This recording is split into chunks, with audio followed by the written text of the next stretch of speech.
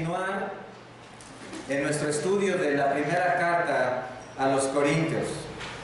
En el capítulo 3 fue donde dejamos nuestras predicaciones y vamos a continuar ahí porque queremos seguir meditando en este maravilloso libro que es el libro de Dios.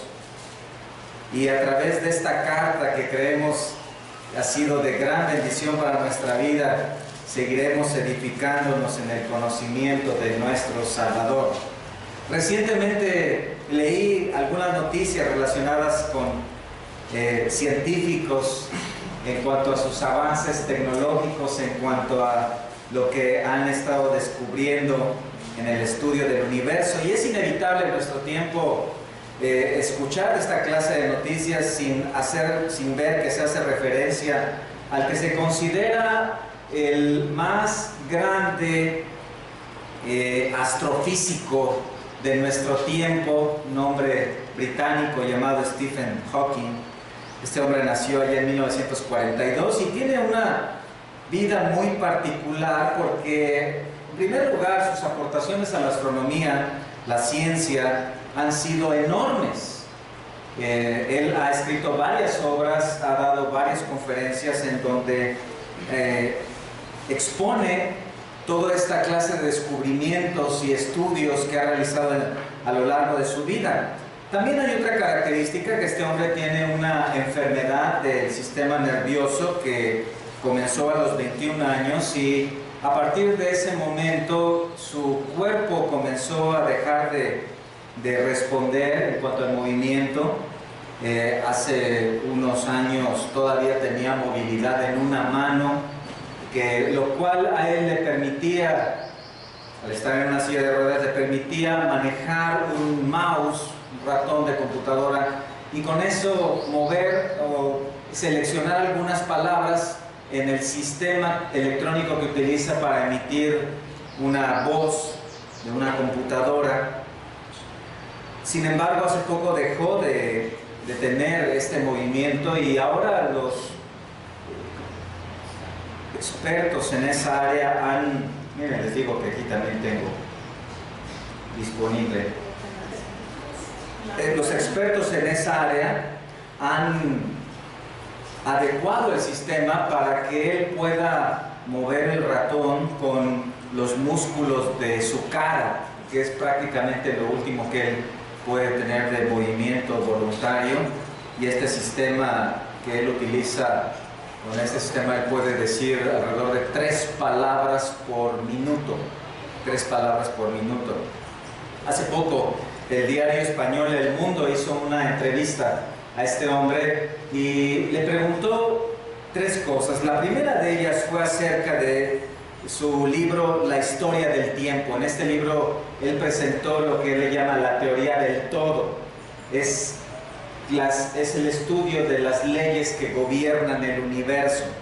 En ese libro, muy interesante, él dice que cree que si conseguimos entender el origen y la estructura del universo, entonces no habrá nada que pueda quedar fuera del conocimiento del hombre. Incluso dentro de ese libro muy interesante, a él mencionó que si se pudiera conocer todas las leyes que gobiernan el universo, entonces se conocería la mente de Dios. Y esto fue algo de llamar la atención, puesto que dentro de esta área de científica hay una gran cantidad de ateísmo y él parecía que él se manifestaba entonces como un creyente.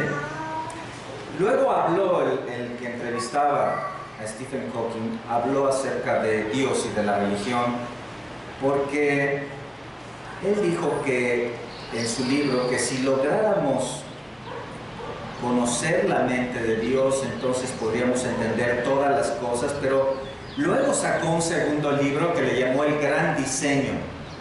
Y en este segundo libro él dijo que el universo puede crearse de la nada, sin la necesidad de la existencia de Dios.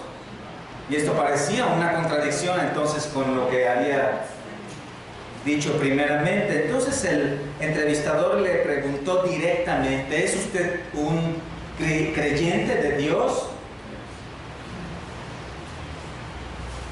Y entonces él ya tenía una respuesta ahí para esta clase de preguntas, y fue la siguiente.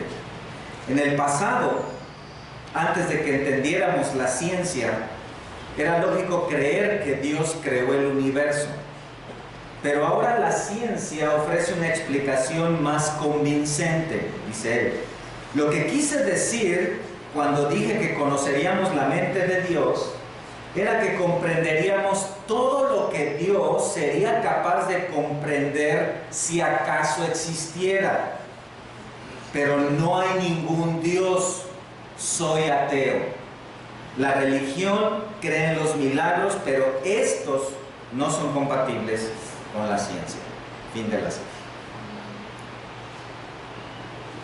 Este es un ejemplo de cómo la sabiduría del mundo levanta una muralla y hace inaccesible al corazón para la sabiduría de Dios. Este es el tema que vamos a desarrollar hoy, y este es el tema que se ha estado desarrollando en la carta a los Corintios. Ahí, particularmente en el capítulo 3, ahí fue donde nos quedamos en nuestra última predicación. Quiero recordarles que los primeros 4 capítulos son una exposición de la sabiduría de Dios en contraste con la sabiduría del mundo. A través del apóstol Pablo, Dios ha estado hablando acerca de cómo la sabiduría del mundo no tiene una cabida dentro del pueblo de Dios, puesto que Dios ha dispuesto su sabiduría para los suyos. Y estamos llegando a la cúspide ya de esta sección, porque ahí en el capítulo 3, en los versículos 18 al 23, parece que es la última sección hablando de este contraste de sabidurías. Pero aquí en estos versículos 18 al 23 está la clave para ser verdaderamente sabio. Aquí tenemos 4 claves para ser verdaderamente sabio. Voy a darle lectura a toda la porción a partir del versículo 18 y hasta el 23 para que entendamos ahí el contexto. Dice la palabra lo siguiente: nadie se engaña a sí mismo. Si alguno entre vosotros se cree sabio en este siglo, hágase ignorante para que llegue a ser sabio. Porque la sabiduría de este mundo es insensatez para con Dios. Pues escrito está: Él prende a los sabios en la astucia de ellos. Y otra vez, el Señor conoce los pensamientos de los sabios, que son vanos. Así que ninguno se gloríe en los hombres, porque todo es vuestro. Sea Pablo, sea Apolos, sea Cefas, sea el mundo, sea la vida, sea la muerte, sea lo presente, sea lo porvenir, todo es vuestro. Y vosotros de Cristo, y Cristo de Dios. Aquí está la manera de comenzar a ser verdaderamente sabios, la clave para la sabiduría verdadera.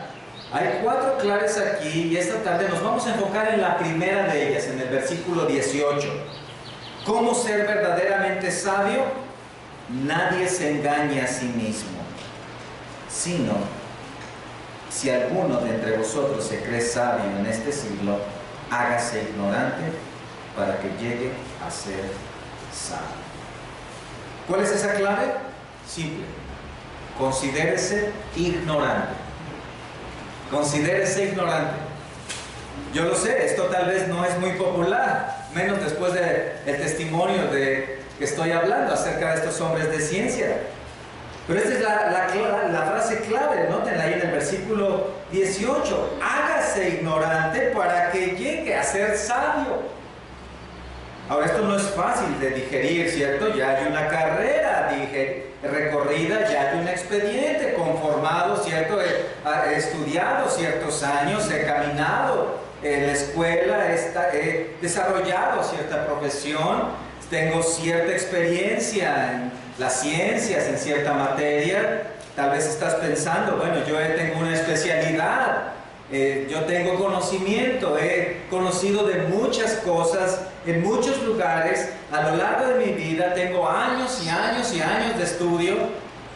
Incluso alguien podría decir, bueno, aún en términos espirituales, tengo doctrina he desarrollado estudios, he estado en conferencias, tengo conocimiento. Esto parece que es contrario a lo que está diciendo la palabra. Hágase ignorante. Creo que cada uno de nosotros nos consideramos conocedores en cierta área, ¿cierto? Como hombres y mujeres hemos desarrollado tal vez una profesión, conocimiento, experiencia, aún dentro del hogar, cierta materia. Has tal vez viajado y has conocido artes, cultura, en alguna profesión.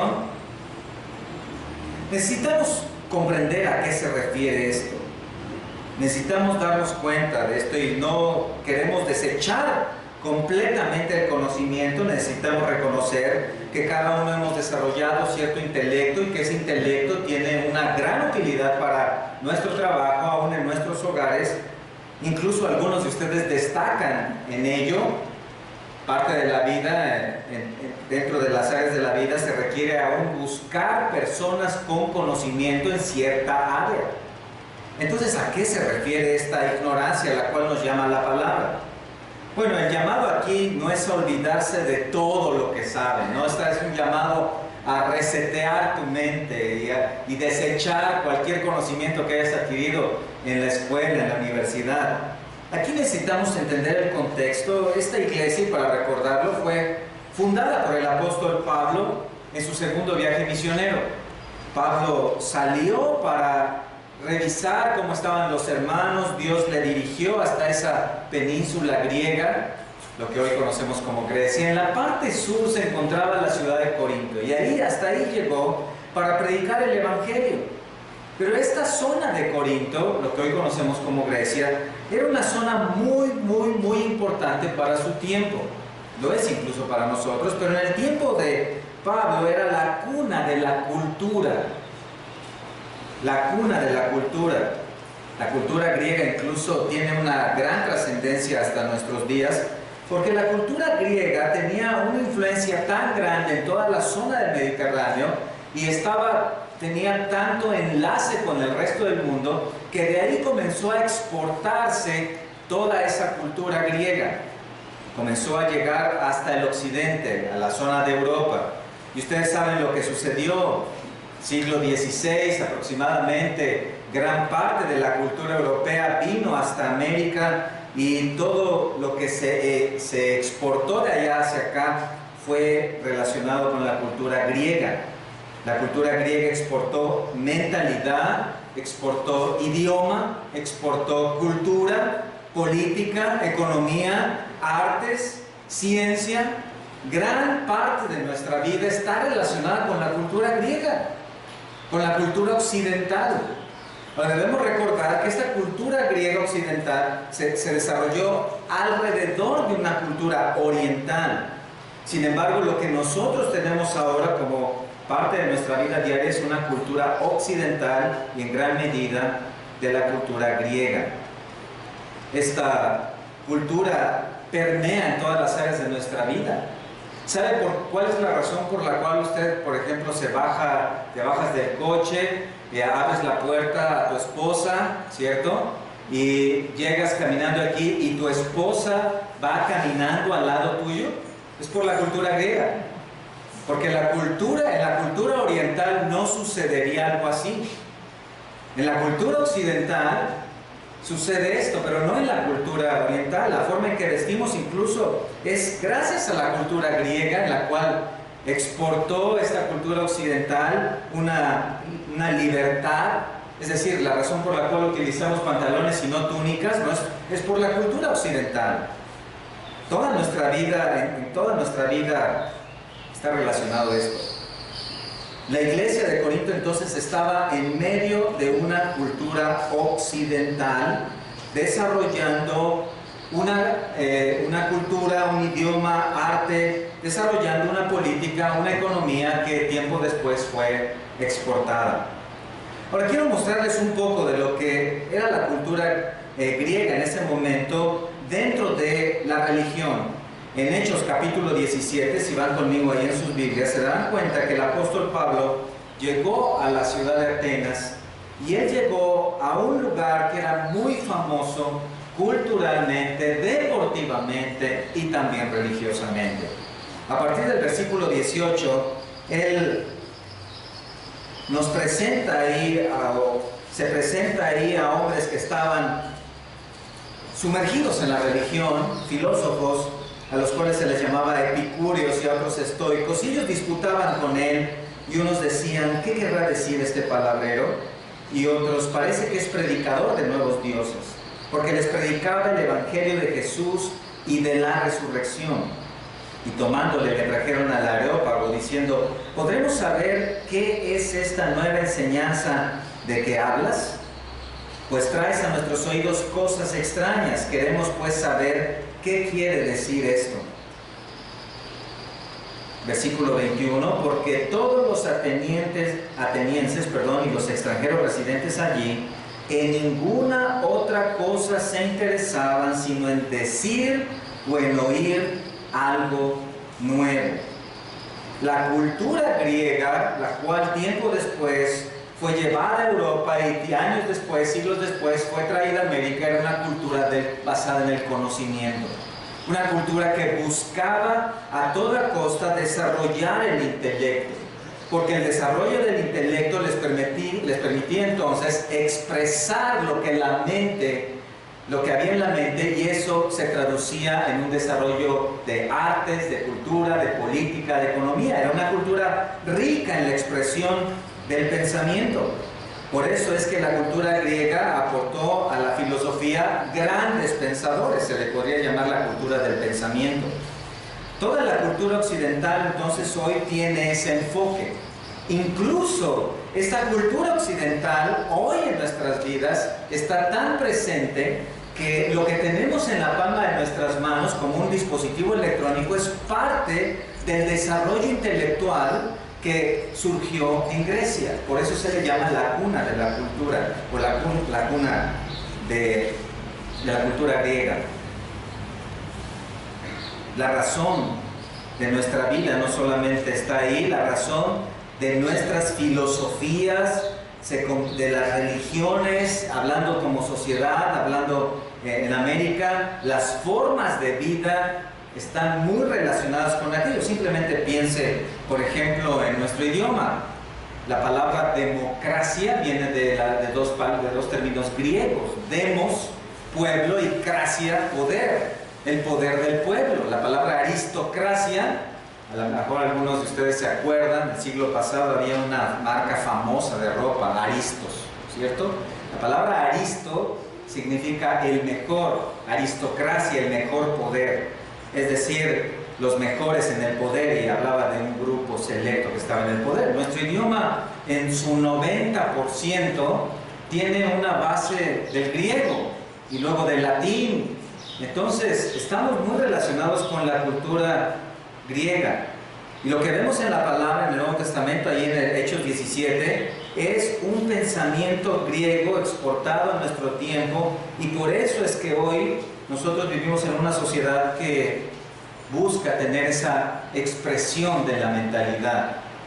Las modas, las tendencias, lo que vemos hoy en una sociedad moderna es la expresión de una cultura griega 21 siglos después.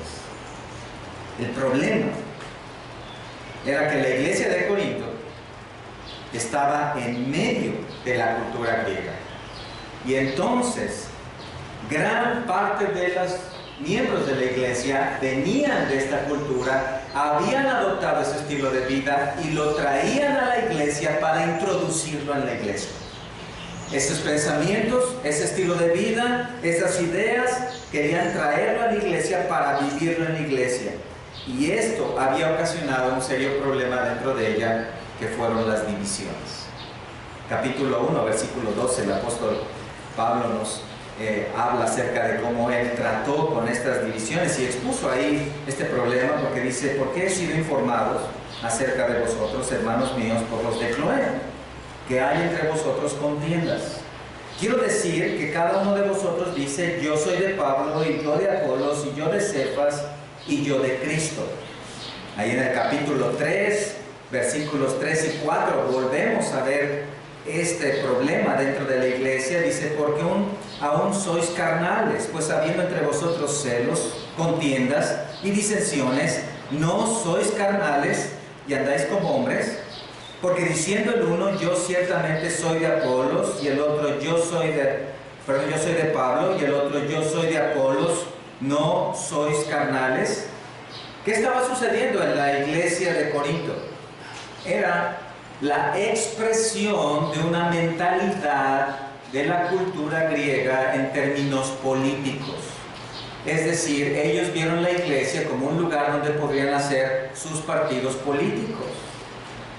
Ellos vieron la iglesia no como el cuerpo de Cristo, no como el organismo viviente espiritual formado por el Espíritu Santo, sino lo vieron como un lugar donde poder hacer grupos, partidos políticos. Y lo estaban logrando, lo estaban consiguiendo. Y esto era manifestado en división, contiendas, pleitos. Por cierto, esto es una manera muy clara de poder ver cuando la iglesia está caminando en el mundo.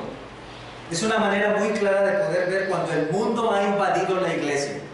Cuando esos grupos, esas disensiones, esos conflictos y pleitos están dentro de la iglesia. Noten la división, noten la contienda. Los corintios se habían dejado ya que el mundo les invadiera. Estaban luchando, ¿cierto? Notaron ahí en el capítulo 1, parece que había esos 4 grupos, ¿cierto? Los paulinos, y estaban los apolonianos, y estaban ahí los de Cefas, los cefanianos, y estaban los cristianos. Y estos 4 grupos estaban ahí luchando, y lo vamos a ver más adelante, como en el capítulo 12 ellos están completamente desmembrados, siendo un cuerpo, unos miembros menospreciando a otros, y parece que todos ellos estaban en una batalla campal. ¿Cuándo se dividió la iglesia? Bueno, algunos llegan a pensar, bueno, la iglesia se dividió con la Reforma. La iglesia la dividieron los reformadores. No, en realidad la iglesia comenzó a dividirse en el primer siglo. Ya apenas en los primeros momentos de la iglesia, ya por ejemplo en el año 107, apenas con menos de un siglo de vida de la iglesia, un hombre, Ignacio de Antioquía, escribió lo siguiente: los herejes entretejen a Cristo con sus propias especulaciones, presentándose como dignos de todo crédito, cuando son en realidad como quienes brindan un veneno mortífero ligado con miel. En el primer siglo había judaizantes. Allá la carta a los Gálatas intenta detener esta clase de hombres que querían imponer prácticas del Antiguo Testamento para los nuevos cristianos. En la iglesia hubo gnósticos. Allá la primera carta del apóstol Juan trata de detener a esta corriente que hablaba de un conocimiento solamente dado a unos pocos, un tipo de iluminados o escogidos. Había también docetistas, aquellos que decían que lo que se hiciera en el cuerpo no importaba tanto porque el espíritu podía mantenerse puro y entonces podían tener una vida dual. Y entonces todas estas filosofías estaban atacando la iglesia y estaban dividiéndola, y estos grupos estaban ahí y cada uno estaba tratando de convencer a los demás de sus propias ideas. Eran grupos de lealtad, grupos afines a cierto líder: Pablo, Pedro, Apolo, Cristo. ¿Cuál era el problema de ellos? ¿Cuál era el problema de ellos? Bueno, aquí el apóstol Pablo les confronta. Vean, por ejemplo, en el versículo 5, ahí en el capítulo 3, antes de arribar a nuestro pasaje central, en el versículo 5 les dice: ¿qué pues es Pablo y qué es Apolos? Servidores por medio de los cuales habéis creído, y eso según lo que a cada uno concedió el Señor. Yo planté, Apolos regó, pero el crecimiento lo ha dado Dios. Así que ni el que planta es algo, ni el que riega, sino Dios, que da el crecimiento. Ellos debían entender dónde estaba su salvación. Ellos debían apuntar a Cristo. Y el problema es que estaban desviados en cuanto a su lealtad. Estaban engañados entonces, y esto es lo que revela el apóstol Pablo en el versículo 18. Estaban engañados y por eso les dice, nadie se engañe a sí mismo. Pongan mucha atención en esa frase. Nadie se engañe a sí mismo, porque esa palabra habla de una seducción, habla de una actitud que seduce al punto de desviar. Por ejemplo, allá en 1 Timoteo 2:14 se dice que Eva fue engañada, fue seducida por Satanás y entonces cayó en el pecado. Y esta es la misma palabra que se utiliza aquí. Es un engaño a sí mismo. Estaban engañados. Tenían una perspectiva equivocada acerca de sí mismos, acerca de su posición en la iglesia, acerca de su integración. Es decir, ellos tenían un concepto erróneo de lo que eran ellos mismos dentro del cuerpo de Cristo. Estamos hablando de un autoengaño, provocado ¿por qué? Un corazón engañoso, ¿cierto?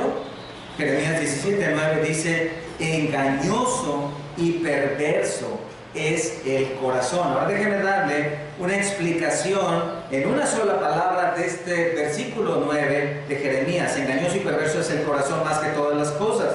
Y la palabra es la siguiente: orgulloso. Orgulloso. El orgullo es la idea equivocada que se tiene acerca de uno mismo.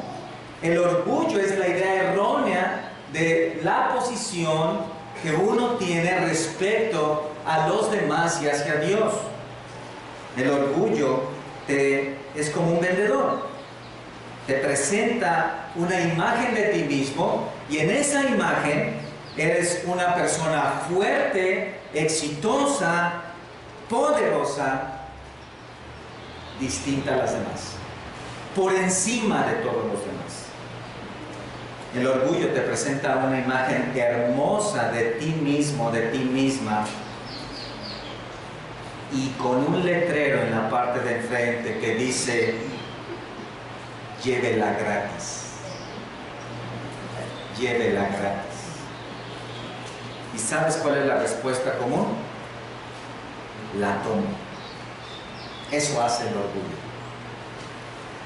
Cuenta una anécdota de un ciervo, esos que andan en las montañas, y un día llegó a un lago ese de aguas cristalinas, precioso, y entonces ese ciervo que andaba por ahí saltando llegó ahí, y cuando se agachó para beber agua, él poco antes de mover el agua vio reflejada su hermosa sus cuernos ahí sobre el agua y vio su cabeza y dijo, realmente soy hermoso, realmente soy hermoso, no cabe duda que soy hermoso, mis cuernos son hermosos. Y así estuvo un buen rato admirando sus cuernos y se ponía de un lado y se ponía del otro y pensando, realmente supero a los demás animales en belleza. En ese momento el ciervo no sabía que un león estaba agazapado allá, lo estaba observando y en el momento dio el salto allá a donde estaba el ciervo. La historia continuará. El orgullo, en primer lugar, convence a la persona de que es la más hermosa, la más capaz, la más hábil, la más experta, la más entendida, la más conocedora de todas las personas. Nosotros tenemos un dicho para eso, decimos que las personas que son así saben de todo, saben absolutamente todo. Y si no, ¿qué? Saben inventarlo, exactamente. Tienen la capacidad para siempre poder hablar de cualquier área, en cualquier momento, a cualquier persona. Lo que sucede es esto, miren, el orgullo convence a la persona de una realidad personal, autoagradable, egocéntrica y falsa. Es un engaño. Es un engaño. Hay 6 palabras en la Biblia para hablar del orgullo, son sinónimos: soberbia, arrogancia, presunción, jactancia, enaltecimiento y orgullo. Las 6 palabras en diferentes aspectos señalan a la misma clase de actitud. El orgullo tiene una característica muy importante. Le vende a la persona la imagen, ya les dije, esta imagen preciosa, hermosa, donde regularmente la persona compra la imagen, es gratis, pero junto con esa imagen va incluido también una máscara de ceguera, la cual la persona tiene que ponerse. Esa ceguera es para poder ver la propia realidad, la realidad de las cosas. De tal manera que el corazón orgulloso comienza a formar una realidad imaginaria en la cual, recuerden la imagen ya la compró, dentro de esa realidad imaginaria, esa imagen es la más importante y todo lo que hay alrededor oscila en su actividad y en su existencia alrededor de esa imagen. La imagen es lo más importante. Y ese es el engaño. Ese es el engaño. El orgullo entonces apareció en el huerto del Edén. Cuando Adán y Eva tomaron de aquel fruto, creyeron las palabras de Satanás y a partir de ese momento su corazón comenzó a tornarse en orgulloso. Y la primera manifestación fue no haber reconocido la realidad, la verdadera realidad, que habían pecado. Que habían pecado y que cada uno era culpable de ese pecado, de tal manera que en su realidad imaginaria habían pecado, pero el culpable de ese pecado no eran ellos, sino alguien más. Esto hace el orgullo. Esto hace el orgullo. En cierta manera es detectable el orgullo. El orgullo se puede ver cuando una persona entonces está engañada a sí mismo y cuando se le habla acerca de la realidad, la persona simplemente no la acepta. ¿Dónde se aloja? Bueno, acompáñenme por favor a Jeremías 48, 29, porque necesitamos identificar por un momento este pecado, necesitamos ubicarlo, no sea que tal vez en algún corazón entre nosotros pudiera estar este pecado. Vamos a notar, Jeremías 48, 29 dice, hemos oído, hablando, dice ahí, pone una ilustración, hemos oído la soberbia de Moab, que es muy soberbio, arrogante, orgulloso, altivo y altanero de... Ahí está el orgullo. Les tengo una mala noticia. El orgullo se aloja en el corazón. El orgullo, incluso nos dice la Biblia, está ligado al corazón. De tal manera que la pregunta adecuada no es si soy o no soy orgulloso, sino en qué parte de mi corazón, en qué áreas de mi corazón soy orgulloso, porque, y ahí podría decirlo, en qué áreas de mi vida soy orgulloso, porque de lo que hay en mi vida, todo eso viene ¿de dónde? Del corazón, porque el hombre es en su corazón, tal es. Del corazón sale todo, ¿cierto? Corazón es donde fluye todas nuestras palabras, pensamientos, actitudes, formas de vida, estilo. Nuestro corazón es el centro. Entonces el orgullo se aloja en el corazón. Allá en el libro de Abdías, tal vez recuerdan quienes lo están estudiando, en el capítulo 1, versículo 3, Dios levanta su dedo y a través del profeta señala a Edom, ¿recuerdan? Y le dice, la soberbia de tu corazón que te ha engañado. Exactamente. Y los moabitas eran orgullosos, los edomitas eran orgullosos, los europeos son orgullosos, los latinos son orgullosos y los mexicanos, ¿están seguros?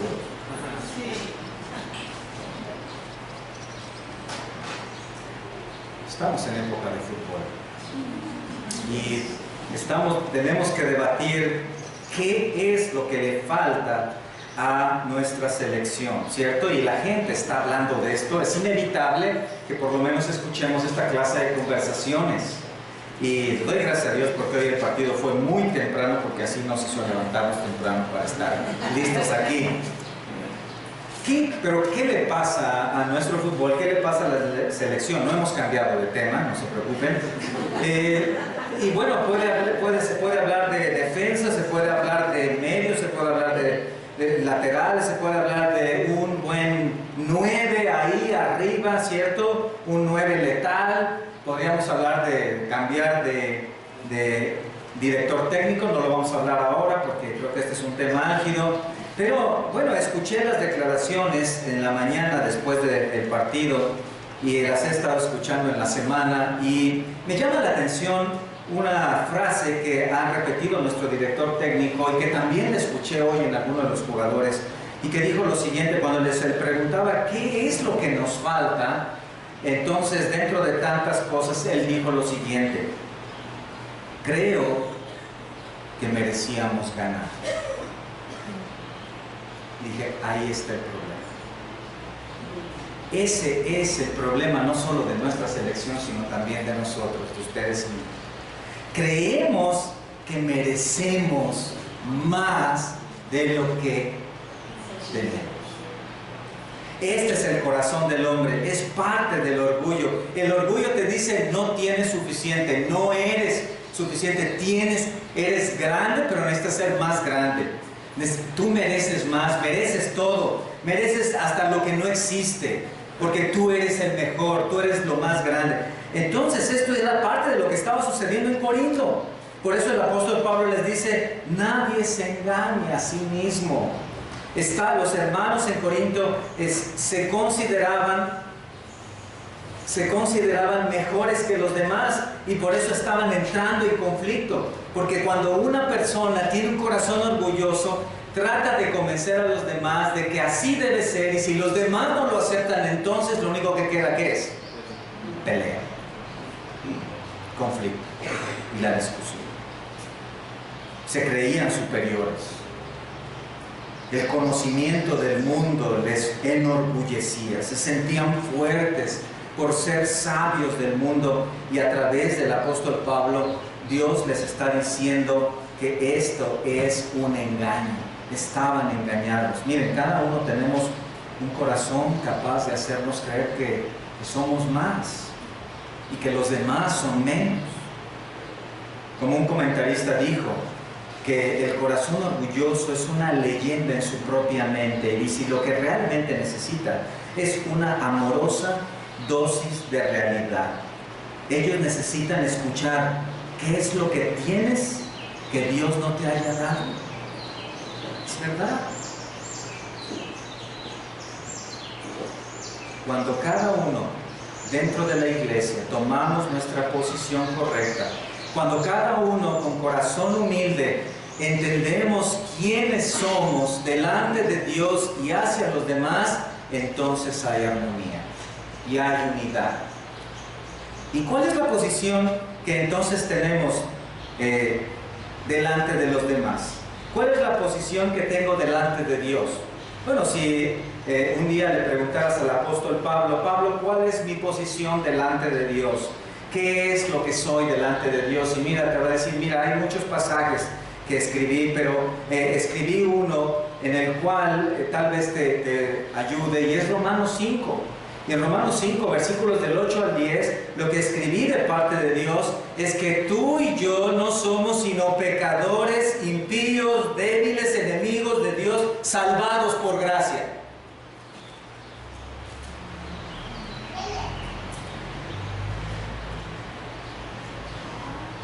Y entonces le preguntarás, muy bien, creo que ya lo entendí. ¿Y cuál es mi posición respecto a los demás? Y él te va a decir, mira, hubo uno de los apóstoles que escribió, Marcos, y dijo, él escribió las palabras del Señor y dijo que entre los gobernadores, entre los gobernantes de la tierra, unos se enseñorean de los demás. Dice, pero entre ustedes no será así, sino el que quiera ser grande, sea siervo de todos, y el que quiera ser mayor, sea servidor de los demás. Entonces, cuando cada uno en la iglesia entendemos ¿qué soy delante de Dios? Soy un pecador, impío, enemigo de Dios, salvado por su pura gracia. ¿Y qué soy delante de los demás? Soy un siervo. He sido llamado a servir a los demás. He sido llamado a poner mi vida en rescate por otros, por amor a los demás. En imitación ¿de quién? De Cristo, el cual dio su vida para salvar. Entonces Pablo les dice, no se engañen, no se engañen. Y creo que aquí está tratando con su corazón, y quisiera que en este momento cada uno de nosotros podamos reflexionar en qué clase de pensamientos tenemos. Porque aquí quiero decirte algo, que cuando dice ahí, hágase ignorante, vean ahí en el versículo 18, todavía estamos ahí, versículo 18, la palabra ignorante es fuerte. La palabra ignorante es fuerte porque es traducida como un tonto, un necio, un insensato. Prácticamente Pablo está diciendo, toma tu posición, es decir, no sabes nada, no sabes, sí puedes tener cierto conocimiento, pero ese conocimiento delante de Dios es como nada. Vean en el capítulo 1, versículo 27, dice que aún lo necio del mundo escogió Dios.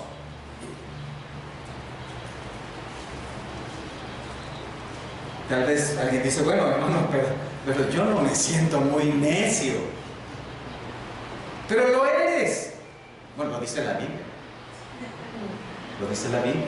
Dice que lo necio del mundo escogió Dios para avergonzar a los sabios del mundo, y lo débil del mundo escogió Dios para avergonzar a lo fuerte. Ahora dígame usted, dime tú, ¿eres una persona necia, débil respecto a la sabiduría del mundo?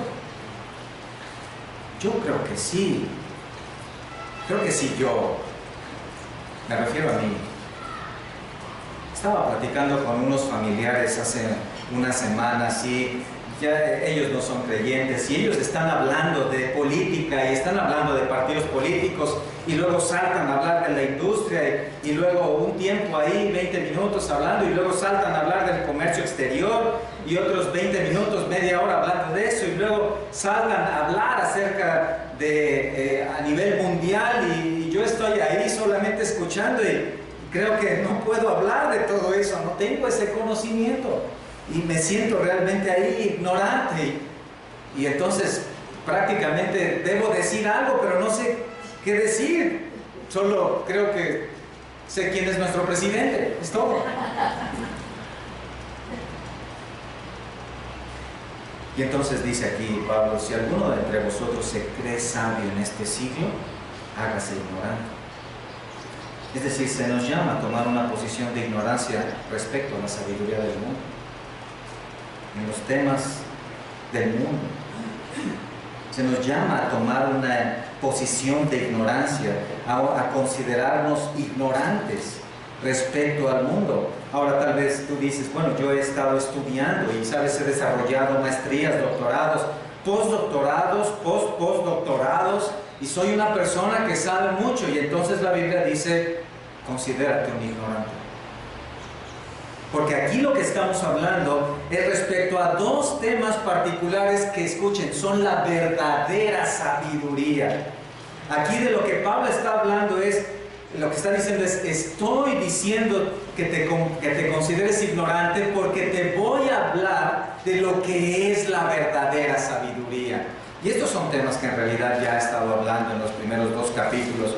Vean, por ejemplo, en el capítulo 1, ahí en 1 Corintios capítulo 1, si ven en el versículo 21, él ya ha estado presentando sobre esto y nos dice ahí 1:21 al 23, pues ya que en la sabiduría de Dios el mundo no conoció a Dios mediante la sabiduría, agradó a Dios salvar a los creyentes por la locura de la predicación. Porque los judíos piden señales y los griegos buscan sabiduría, pero nosotros predicamos a Cristo crucificado, para los judíos ciertamente tropezadero y para los gentiles locura. Estamos hablando del tema de la salvación, estamos hablando de la sabiduría de la salvación. Versículo 30. Mas por Él estáis en vosotros en Cristo Jesús, el cual nos ha sido hecho por Dios, ¿qué? Sabiduría.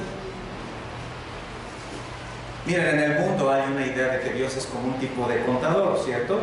Es decir, cada persona va a llegar allá, entonces va a haber un debe y un haber. Va a haber obras buenas y obras malas, y entonces Dios va a tomar las obras malas, las va a sumar ahí, luego las obras buenas y las va a sumar ahí, y entonces va a decir, bueno, tal vez tus obras buenas son más que las obras malas, entonces tú puedes entrar. Esta es la idea, esta es la sabiduría del mundo. O hay la idea también de que Dios será un Dios injusto. ¿Cómo es un Dios injusto? Es decir, la persona llegará delante de Dios y entonces hay algunas cosas, algunos pecados que hay que castigar, pero Dios dirá, bueno, mira, creo que puedo pasarlo por alto, no hay problema si tal vez nos olvidamos un poco de esto y pásalo. Dios injusto. Otros piensan que Dios será, o la entrada al cielo será algo así como cómprala usted mismo, ¿cierto? La vida eterna, cómprala usted mismo, es decir, con algunos ritos, algunos rituales, varios rezos repetidos toda la vida, penitencias, peregrinaciones, cosas así. Entonces esto ya lo tomas y lo llevas allá, y cuando llegas a la entrada lo presentas y dices, bueno, aquí está mi boleto. Estas son ideas falsas. Son ideas falsas. La salvación es por medio de la fe en Jesucristo, el Hijo de Dios que vino a la tierra para llenar la ley de Dios, cumplirla en todas y cada una de sus requisitos, interna y externamente, y así satisfacer la justicia requerida por Dios. Y Cristo murió en la cruz por nuestros pecados para rescatar a aquellos que crean en Él. De tal manera que la salvación es por medio de la fe en esa obra. Y esto requiere un reconocimiento de pecado, y cuando hablamos de pecado requiere también una confesión y un arrepentimiento. Y entonces los pecados son perdonados por medio de la fe, y el arrepentido o el pecador recibe salvación por gracia. Y esa es la verdadera sabiduría, la cual, dice Pablo, ha sido escondida del mundo para revelarla ¿a quiénes? A nosotros.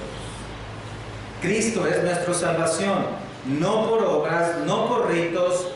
Escuche esto, ni siquiera por desarrollar una vida cristiana, ¿cierto? La salvación ni siquiera es por desarrollar una vida cristiana, es única y exclusivamente por la fe. Mira, hoy ha surgido una gran confusión, y menciono esto porque aún dentro de iglesias se está hablando de una salvación o de un evangelio torcido, porque algunos han identificado que la salvación es a causa de un bautismo en agua, a causa de una oración, la oración del pecador, a causa de recibir bendiciones materiales, prosperidad, éxito, a causa de tener sanidad. Y esto es falso. La salvación es únicamente por un solo elemento, y ese elemento es el Hijo de Dios, Jesucristo, en la cruz, para salvación de los pecadores. Hechos 4:12, porque no hay otro nombre bajo el cielo dado a los hombres que podamos ser. Jesucristo es la salvación, su obra en la cruz fue el cumplimiento de la ley, llenó la justicia de Dios, por gracia somos salvos.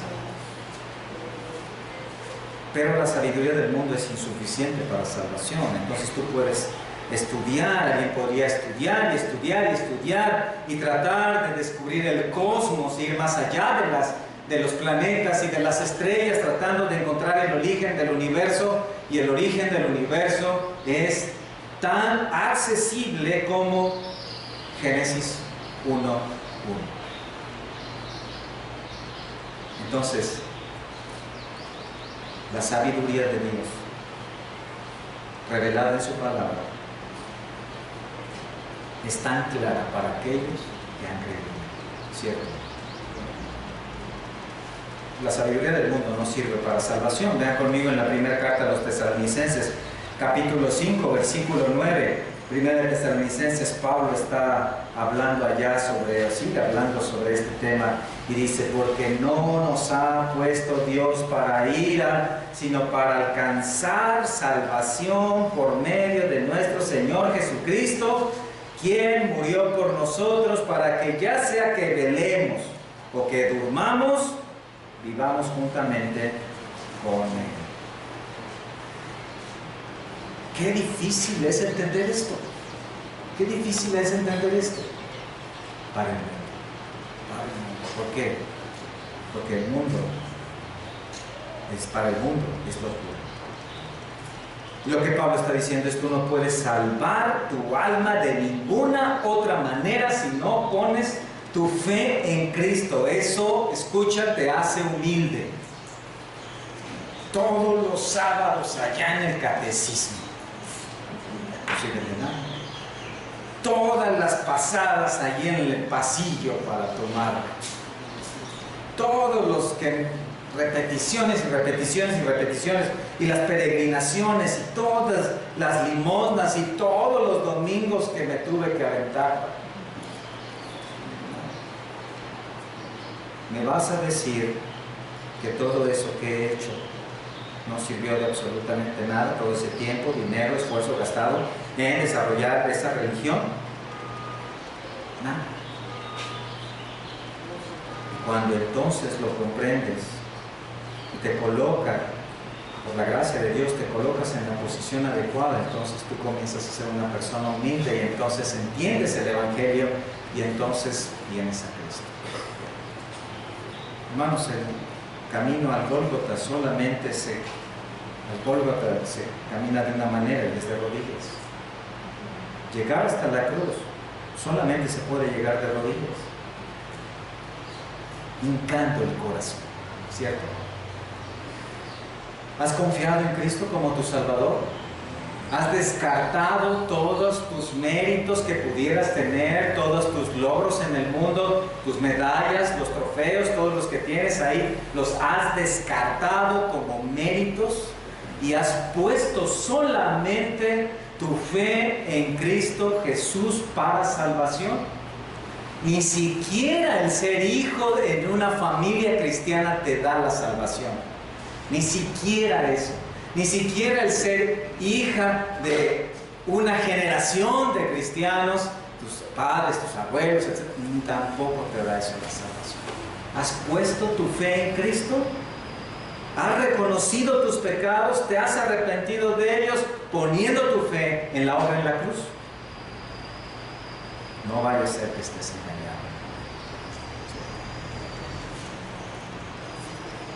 Pablo entonces, regresando a nuestro pasaje, les dice: nadie se engaña a sí mismo. Si alguno entre vosotros se cree sabio en este siglo, hágase ignorante.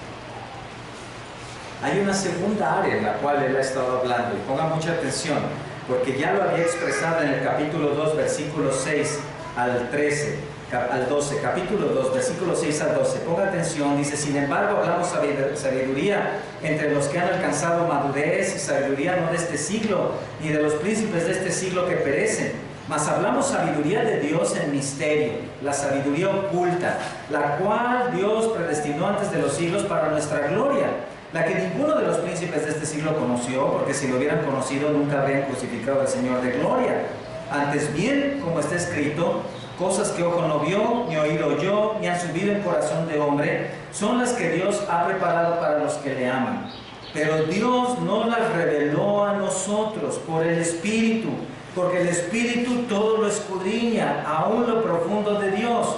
Porque ¿quién de los hombres sabe las cosas del hombre sino el Espíritu del hombre que está en él? Así tampoco nadie conoció las cosas de Dios sino el Espíritu de Dios. Y nosotros no hemos recibido el Espíritu del mundo, sino el Espíritu que proviene de Dios, para que sepamos lo que Dios nos ha concedido. El conocimiento de Dios, el conocimiento de sus planes, propósitos, es lo que Dios nos ha dado y lo cual al mundo no le ha dado. El conocimiento siempre ha sido atractivo para las generaciones, siempre ha sido el deseo del hombre conocer y conocer y conocer, ¿cierto? Hay, sobre todo los jóvenes ahora, ¿cierto? Estudian un idioma, lo terminan en 3 meses y estudian otro y otros 3 meses y también lo terminan y ahora quieren estudiar computación y ahora quieren estudiar una maestría y ahora ¿qué hago? Pues otra maestría y ahora ¿qué hago? Pues un doctorado y ahora ¿qué hago? Otro doctorado. Y hay una carrera en el mundo por conocer y conocer y conocer y no hay fin para conocer acerca de cosas. Incluso, repito, esto viene de la cultura griega. Esta clase de pensamiento viene de la cultura griega. El filósofo Sócrates, él vivió en el siglo V antes de Cristo, dijo lo siguiente: solo hay un bien, el conocimiento. Solo hay un mal, la ignorancia. Y esta frase refleja el pensamiento de un mundo sin Dios, ¿cierto?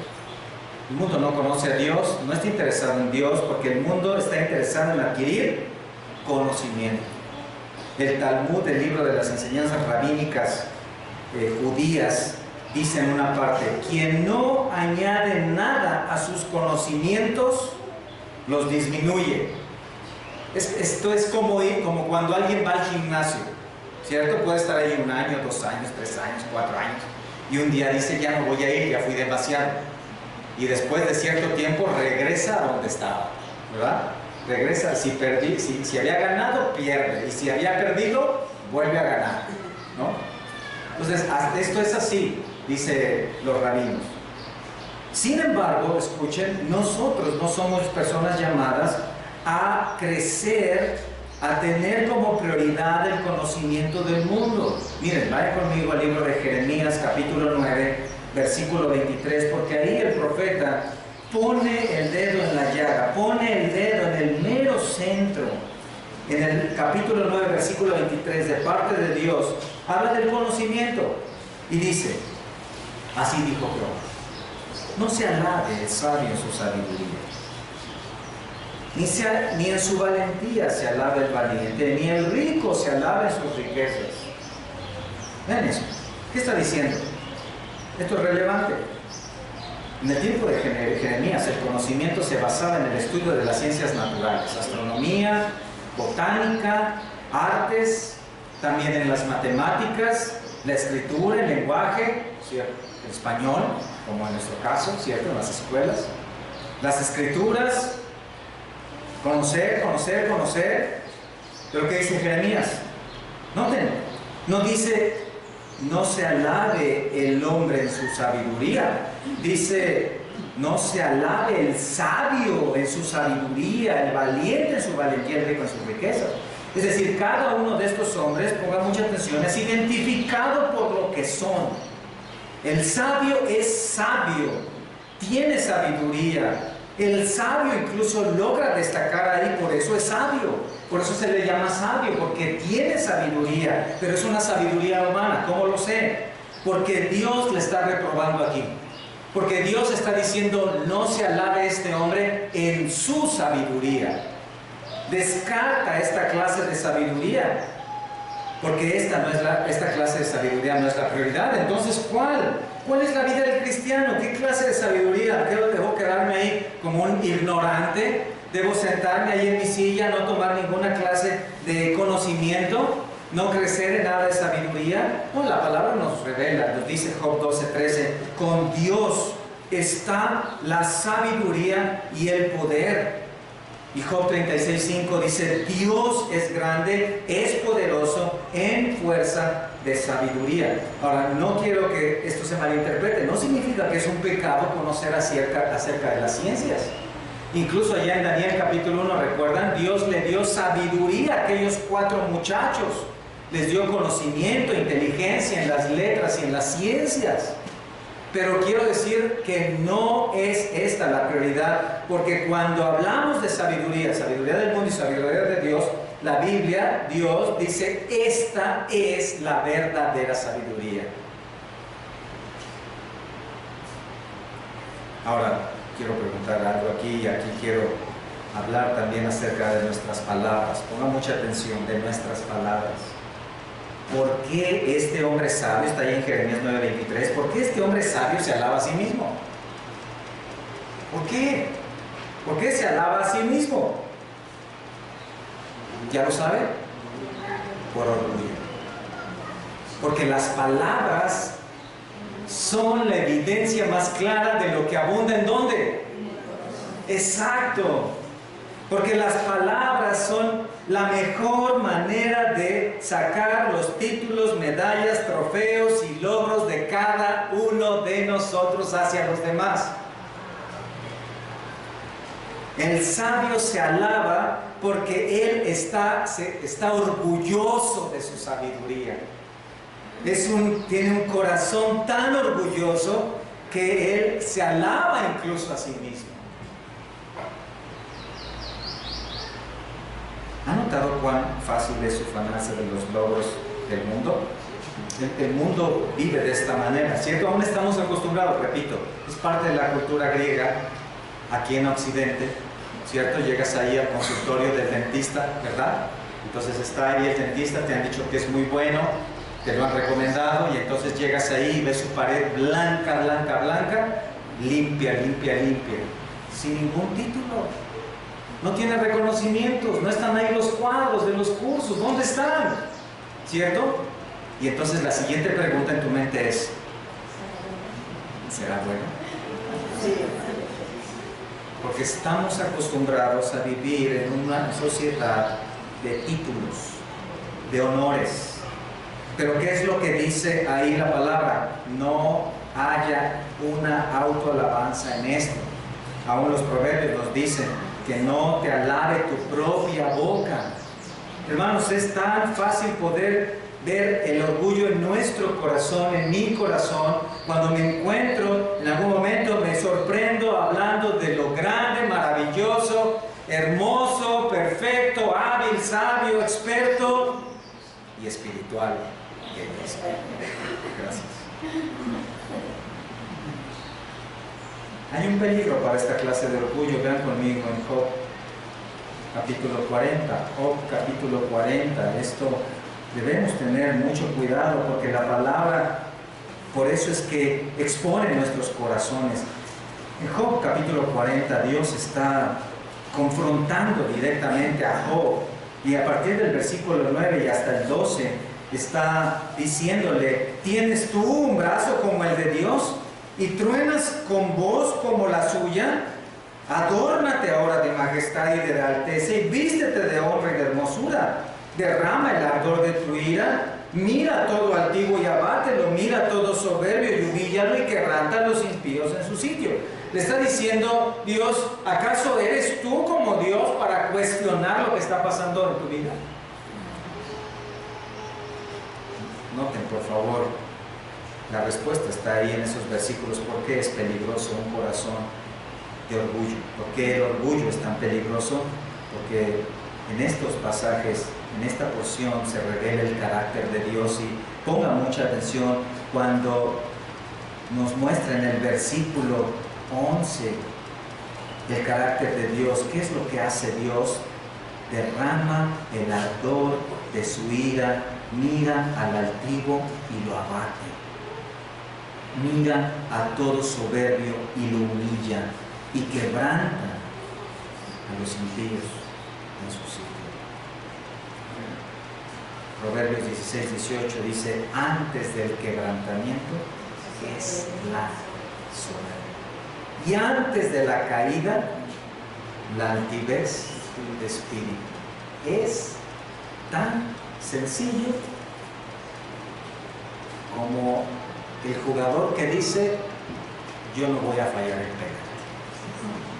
Bueno, eso aplica en mí. ¿Y qué es lo que dices? Ya.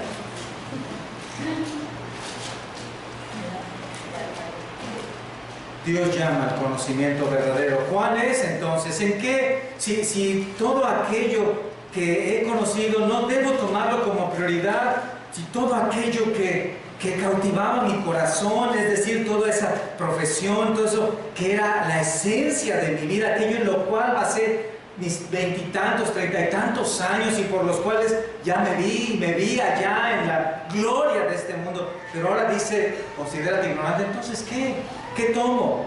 Jeremías 9, versículo 24, si todavía dejó por ahí algún dedo, algún separador, léalo conmigo. Mas alábese en esto el que se hubiere de alabar, en entenderme y conocerme, que yo soy Jehová, que hago misericordia, juicio y justicia en la tierra, porque estas cosas quiero, dice Jehová. Aquí está la clave, hermanos, aquí está el llamado para cada uno de nosotros. Esta es la prioridad de nuestra vida. Ahora mi vida no la cuento por los cursos y por el desarrollo profesional, ahora mi vida la cuento por el desarrollo espiritual en conocer ¿a quién? A Dios.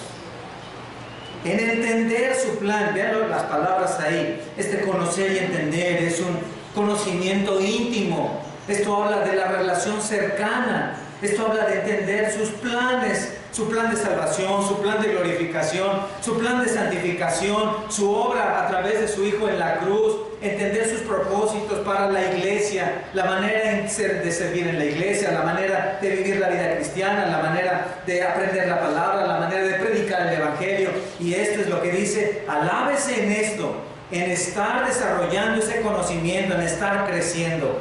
Y aquí es donde el Señor humilla mi corazón, porque me doy cuenta de que no es muchas veces mi mayor deleite.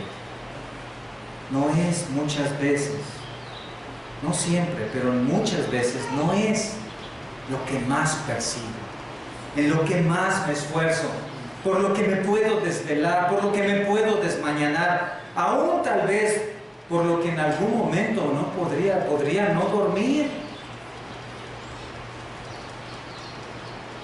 Pero cuando se trata de un proyecto profesional, cuando se trata de tomar un curso para crecer y para que me paguen más, cuando se trata de viajar la milla, los cientos de millas para ir y hacer méritos para poder desarrollarme profesionalmente o deportivamente, estoy dispuesto a hacerlo.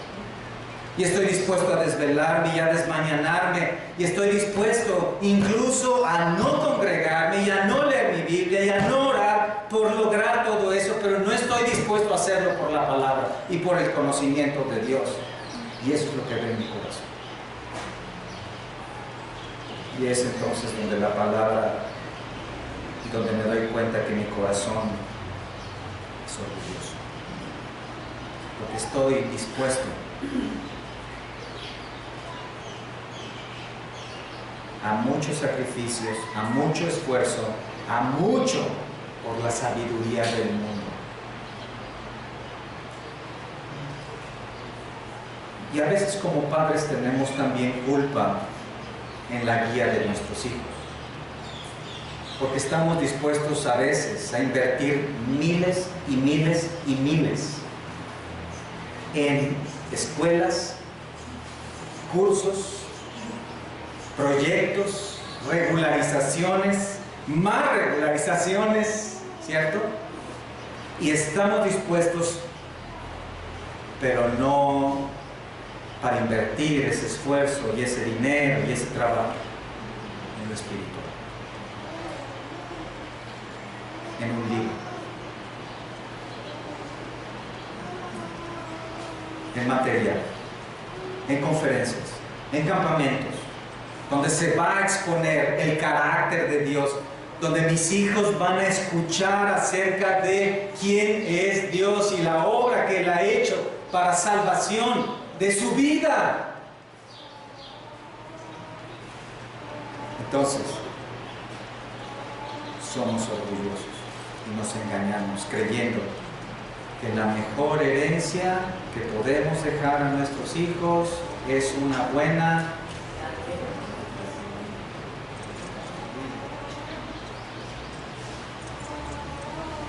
Entonces dice el apóstol Pablo, ahí capítulo 3, versículo 18, nadie se engañe a sí mismo, si alguno entre vosotros se cree sabio en este siglo, hágase ignorante para que llegue a ser sabio. Porque entonces, cuando evalúas tu verdadera sabiduría respecto a la palabra, respecto al conocimiento de Dios, respecto a tu caminar con Cristo, entonces dices, soy realmente un ignorante, y en ese momento estás en la posición correcta para empezar a ser sabio. El principio de la sabiduría es sabio, el temor. Entonces, ¿cuánto debiera interesarnos formarnos y formar hijos no sabios en el mundo, sino sabios en Dios, en el temor de Dios? De tal manera que entonces dediquemos fuerzas, recursos, tiempo, dinero en el conocer a Dios y su plan, y su salvación, y su redención, y su santificación, y su obra, y su iglesia, y su servicio, y su evangelio, y predicarlo. Entonces, comenzamos a ser sabios entendidos. Ahora, solo queda una pregunta. ¿Qué tan sabio o sabia eres? ¿Qué tanto estás creciendo en verdadera sabiduría? ¿Qué tanto estás creciendo en el conocimiento de nuestro Salvador, entendiendo su plan, respondiendo respecto a su voluntad, creciendo en el conocimiento de la palabra, caminando más y más en sus mandamientos, de tal manera que se puede aún decir, qué sabio es ese hermano, cómo ha crecido? ¿Te das cuenta? El año pasado apenas se congregaba, pero hoy está constante. El año pasado era impuntual, pero hoy está puntual. El año pasado no se discipulaba, pero hoy está constante ahí, listo, lista. El año pasado la hermana no servía, pero hoy está sirviendo. El año pasado no predicaba el evangelio, pero hoy, mira, está ahí hablando. Qué sabio, qué sabia es esa hermana sabia. ¿Qué tanto estamos creciendo?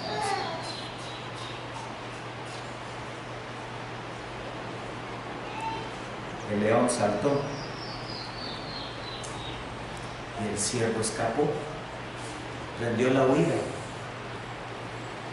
y cuando pensaba que ya estaba lejos del león, pasó por debajo de unas ramas, sus cuernos se atoraron en las ramas y ahí quedó el ciervo.